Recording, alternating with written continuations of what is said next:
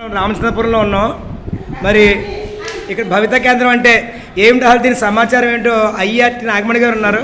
అమ్మ నాగమణి గారు, అసలు ఐఆర్టీ అంటే ఏంటంటే దాని విషయాలు మీరు కొంచెం గట్టిగా చెప్పండి. ఇంటిగ్రేటెడ్ రిసోర్స్ టీచర్ అండి ఐఆర్టీ అండి.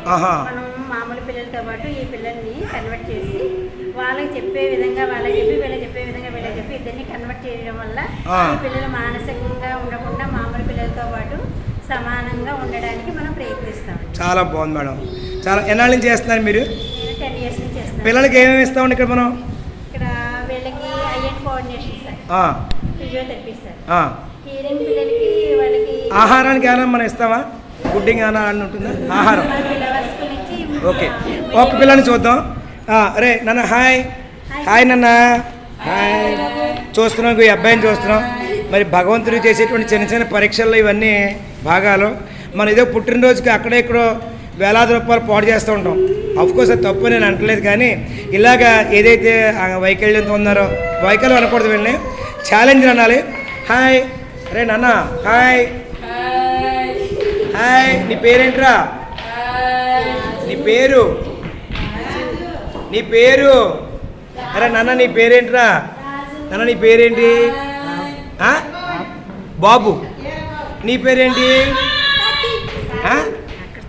అక్కలేదు. సతీషా? Good name. క్లాప్ కొట్టండి రే. నీ పేరేంట్రా? ఏమండి అబ్బాయి ఎన్నాళ్ళ నుంచి మన దగ్గర ఉన్నాడు మేడం గారు? 2 years నుంచి. ఏ ఊరండి అబ్బాయిది? వెళ్ళ ఏరుపల్లి. అబ్బాయి ఉన్న సమస్య ఏంటి? అయ్యయ్యో. సరే వీళ్ళందరికీ ఆరోగ్యం. హాయ్. హాయ్ చెప్పరా? హాయ్. నీ పేరేంటి? నీ పేరు? హలో హాయ్ చెప్పు. దేవా?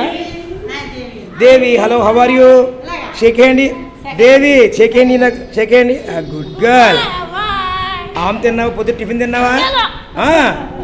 పెట్టలేదా? ఇలా చూడు, నాకే చూడు ఒక్కసారి. చదువుకున్నావా? రాయి కదా. ఏ రాస్తావా? రాస్తావా? సినిమా చూపిస్తాను చూస్తావా? హలో నీ పేరేంటి? మా జోస్నా. ఏం చేస్తున్నావు జోస్నా? హాయ్. నీ పేరేంట్రా? ఈ అబ్బాయికి పాపం. అరే నీ పేరు?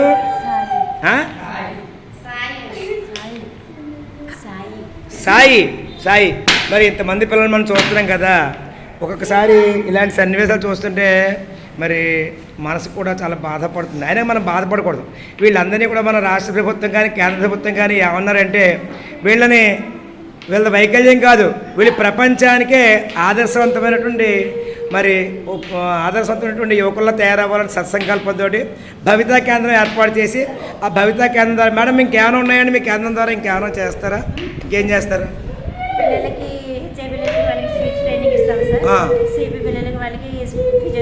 మొత్తం ఎంతమంది ఉన్నారండి పిల్లలు ఇప్పటికి? మన రామచంద్రపురం మండలంలో 154 సార్.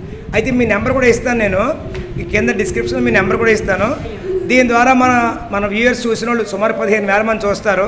ఆ 15,000 మందిలో ఎవరికైనా సరే, వాళ్ళ చుట్టుపక్కల కానీ ఎవరికైనా దయచేసి ఒక రిక్వెస్ట్ చేయండి. మీరు కూడాను పుట్టినరోజు అయితే ఒకసారి రిక్వెస్ట్ చేయండి, మన కేంద్రానికి వచ్చి సేవ చేయమని ఒకసారి రిక్వెస్ట్ చేయండి.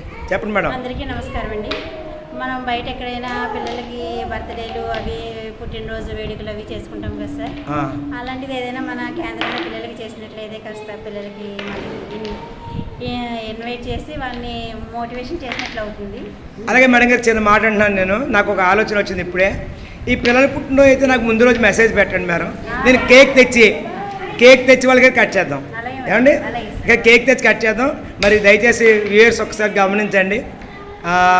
మౌనంగానే ఎదగమని మొక్క నీకు చెబుతుంది, ఎదిగిన కొద్దీ వదగమనే అర్థం అందులో ఉందనేటువంటి పాటలో ఎంత గొప్ప మీనింగ్ ఉందో.